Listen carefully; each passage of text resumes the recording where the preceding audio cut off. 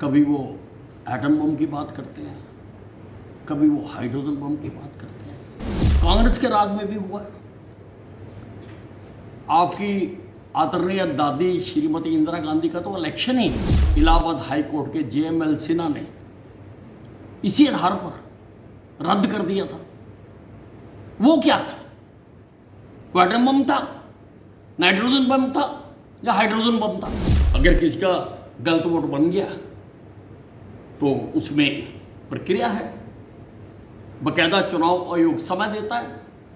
1 महीने के अंदर अंदर वो आदमी को, हर एक को अपील करने की बात है। राहुल गांधी जी की इतनी नकारात्मक सोच है। कभी वो एटम बम की बात करते हैं, कभी वो हाइड्रोजन बम की बात करते हैं। और वोटों का कम ज़्यादा या गलत इस्तेमाल तो कांग्रेस के राज में भी हुआ है।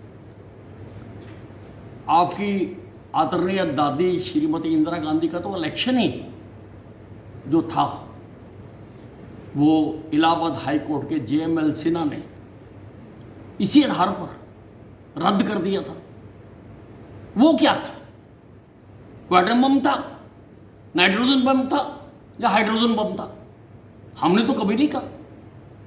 प्रक्रिया है, अगर किसी का गलत वोट बन गया तो उसमें प्रक्रिया है, बकायदा चुनाव आयोग समय देता है।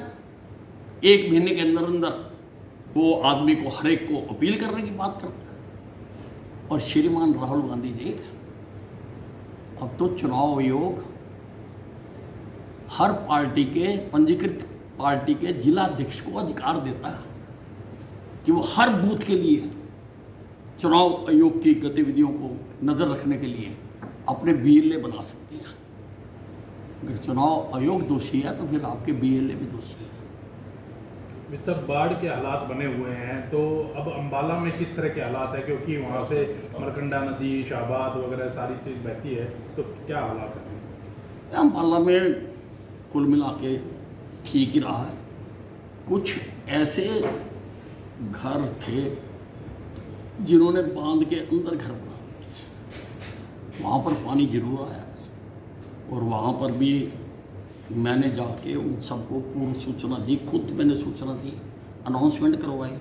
मैंने SDM को भेजा, मैंने पुलिस को भेजा कि भाई पीछे से पानी बहुत ज़्यादा आ रहा है और घरों के डूबने का खतरा है। बहुत सारे लोग निकले भी, बहुत सारे लोग नहीं भी निकले। उनको फिर बाद में SDRF मैंने बुला ली थी। SDRF ने उनको बाहर निकाला, उनके ठहरने का, खाने का, रहने का सारा इंतज़ाम किया और वो दोबारा अपने घरों में चले गए। और बाकी सारा शहर तो बचा रहा, क्योंकि मैंने सत्ता में आते ही सबसे पहले टांगरी नदी के किनारे मैंने गांव माजरा से लेके सहारनपुर रेलवे लाइन तक, घसीटपुर तक 8 किलोमीटर लंबा बांध बनाकर मैंने इस पर सड़क बना दी। इस बार हमारी टांगरी नदी ने अपना पिछला रिकॉर्ड तोड़ा है। इसका पुराना सारा रिकॉर्ड 35,000 क्यूसेक का है। इस बार 38,000 क्यूसेक पानी आया, लेकिन शहर में नहीं हुआ। हमने आने दिया, शहर में नहीं आया। इसके अतिरिक्त मैंने 2 साल मेहनत करके टांगरी को गहरा करने का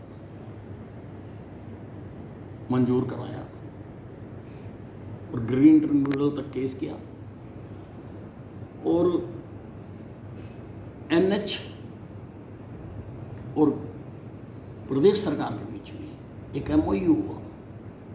उसके तहत 6 फुट तक उनको टांगरी गहरी करने का अधिकार मिला।